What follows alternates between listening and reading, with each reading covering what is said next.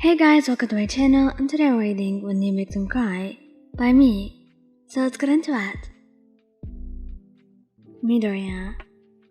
For Midoriya to cry, it wasn't necessarily a bad thing. You knew him well, and you knew he was emotional about many things. Especially when you were kind to him. You didn't understand why at first. It made sense that he would cry when he was sad. After all, kindness was common. Anybody could be kind to him.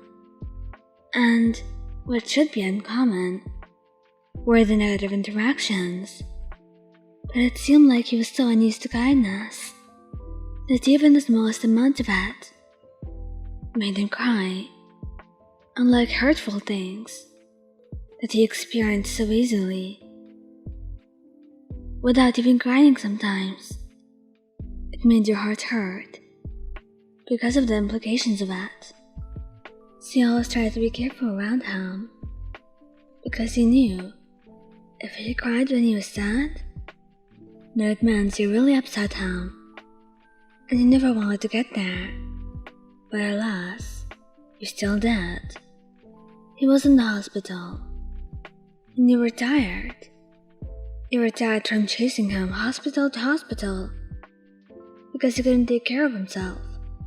It wasn't that hard, you know. Just don't break your bones, Midoriya. That was it. Really? It wasn't that difficult. But apparently, it was to him because he could never spend a month without going to the hospital, even for a minor cause. And by minor, this could mean a fracture, a stab wound, something of the like, you know, but you were used to that, and it made you sick. Midoriya, I can't do this anymore. I've had enough. So I was thinking it would be better for us to part ways, at least until you can take care of yourself. Because being so close to you, it really hurts, Midoriya, and I can't handle it anymore. So goodbye. It wasn't like this was easy for you to say. It hurts you, and you were barely holding back tears. But when you looked up to see him already crying, you felt like you were being stabbed in the chest, because this was the first time you'd seen him cry, because of you, and you couldn't even comfort him. As you walked away. Bakugou. Katsuki was a confident partner. He would never cry in front of you. And even though you never had anything against crying, you just never imagined him to, at all. It didn't sound like Bakugou. When you thought of him, you thought of strength, confidence, and determination. To him, crying was considered a weakness, and he doubted he'd ever let you see that. But you were wrong, because one day, after the two of you fought at a friend's party, you had left him for a week, not messaging him, not even reading his messages, or seeing him.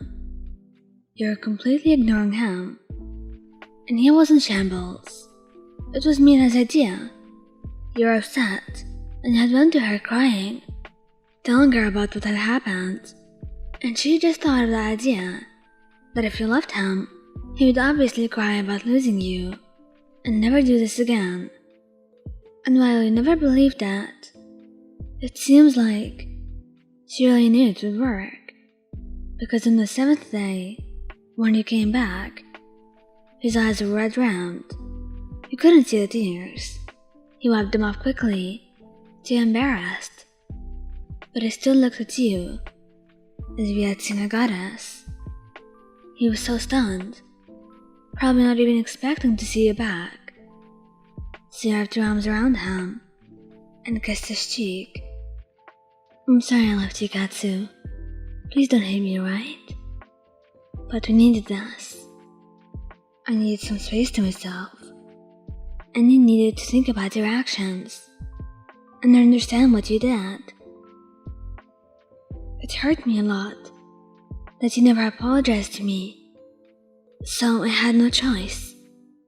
And before you could continue your rant, he wrapped his arms around your waist, pulling you close to him, and buried his face into your neck. Don't ever do that again, alright? I felt like I was gonna die, Ryan. So don't, please. I'm sorry. Is that what you need to hear? I'm really sorry, Ryan. I know I suck most of the time. And I'm a piece of shit. And I'm sorry I took you for granted. You mean everything to me. Got it? And I'll be better for you. I promise, Ryan. Todoroki isn't emotional easily. Except when it comes to you. You made him feel many things. And discover many feelings he never even knew he could feel. But with you, he felt like he was free from the cage he was trapped in, and he'd never let you go for anything unless you really wanted him to. But that was beside the point.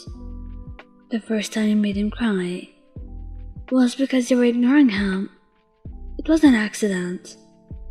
You were at your work, and he was extremely worried. But then he had seen you interacting with other people, and thought you were ignoring him, that you messed up, and that you would leave him.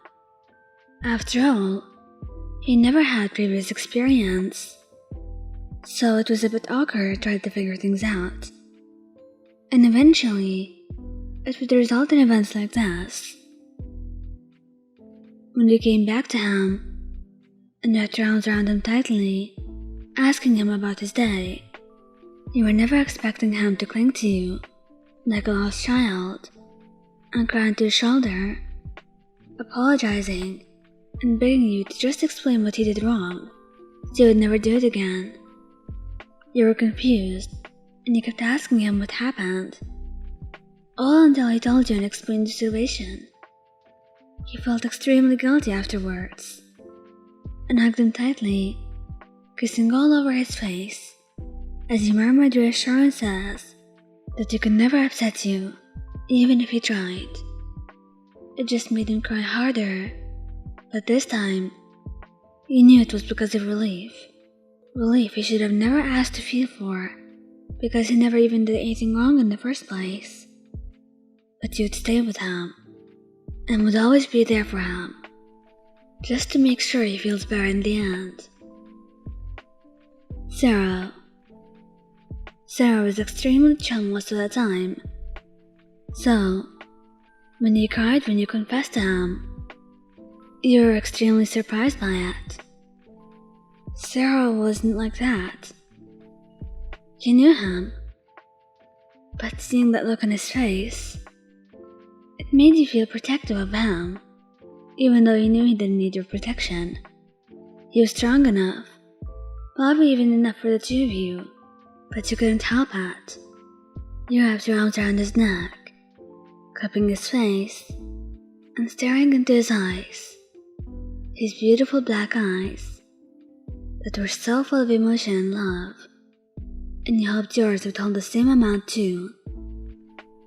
And then, you leaned in, your eyes closing, as your lips touched.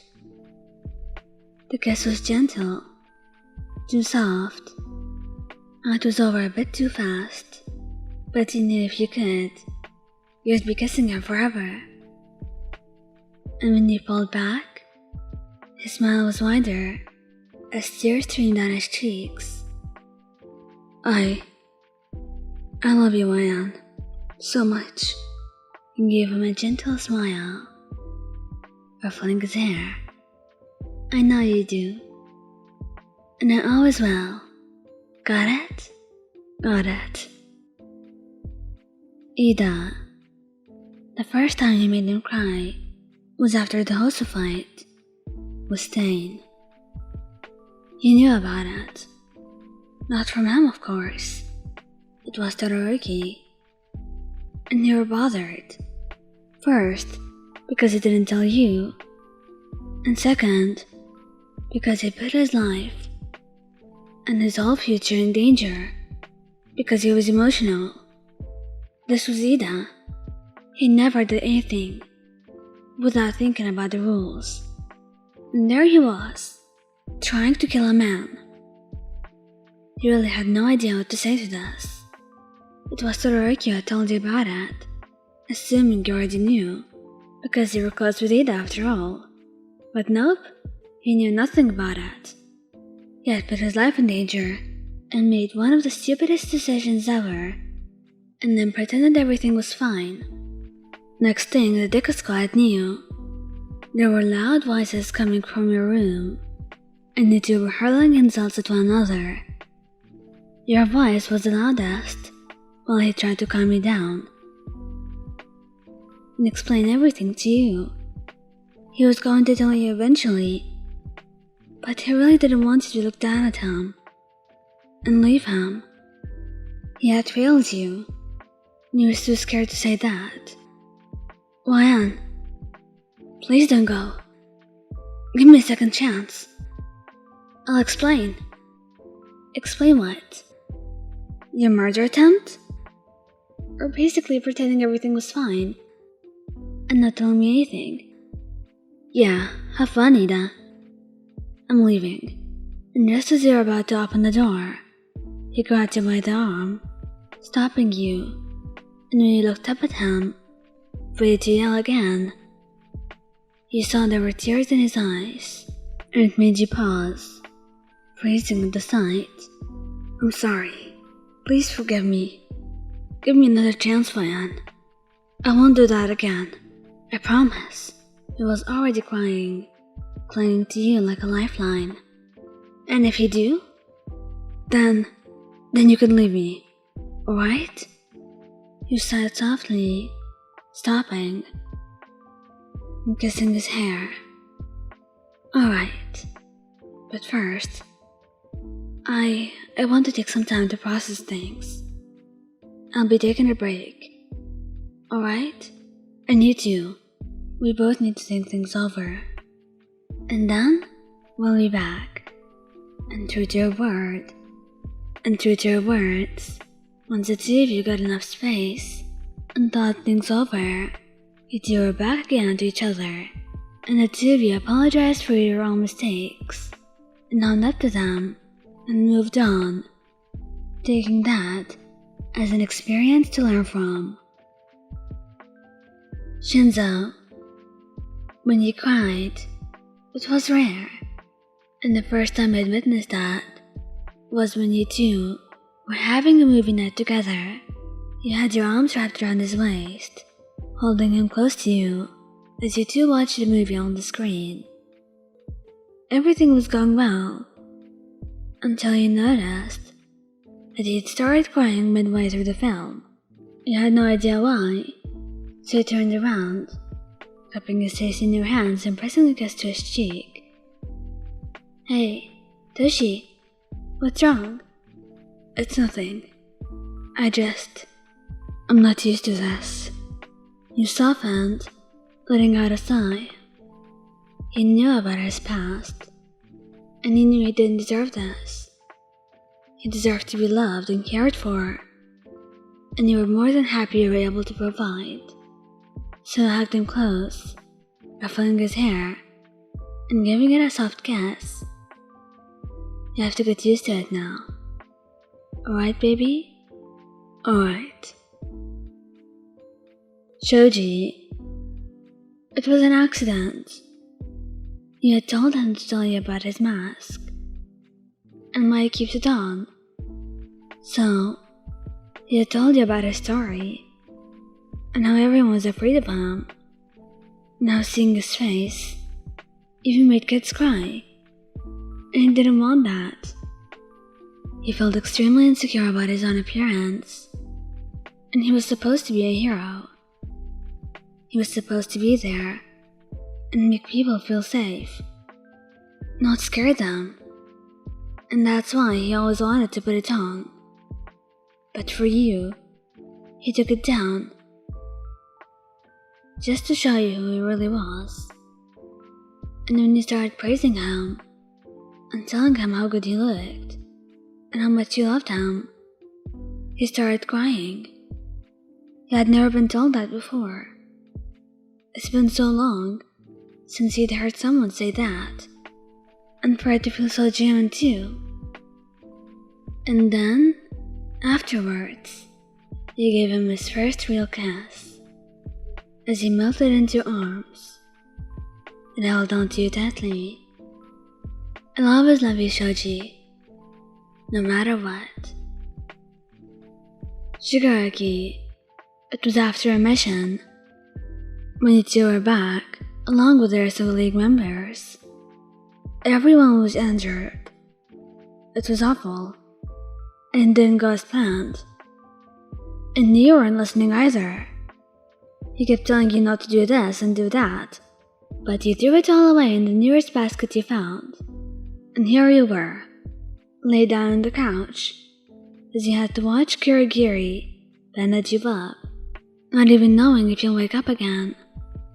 And once you did, he wasn't sure what to do. Grab you in his arms and sob, telling you not to leave him, or yell at you, and so he did both. You were overwhelmed, having just woken up, but you understood his frustration, and so when he yelled at you, you didn't object. You knew how you must have felt, and you knew, if you're in his place, you probably would have done worse. So you did what you knew you could do best. You waited for him to be done, and opened your arms, inviting him to a warm hug, and a place to shield himself from the cruelty of the world. You held him close, as he cried into your chest, mumbling about how stupid you were, and how you should never do that again, or he'll kill you himself, and you had no doubts about that.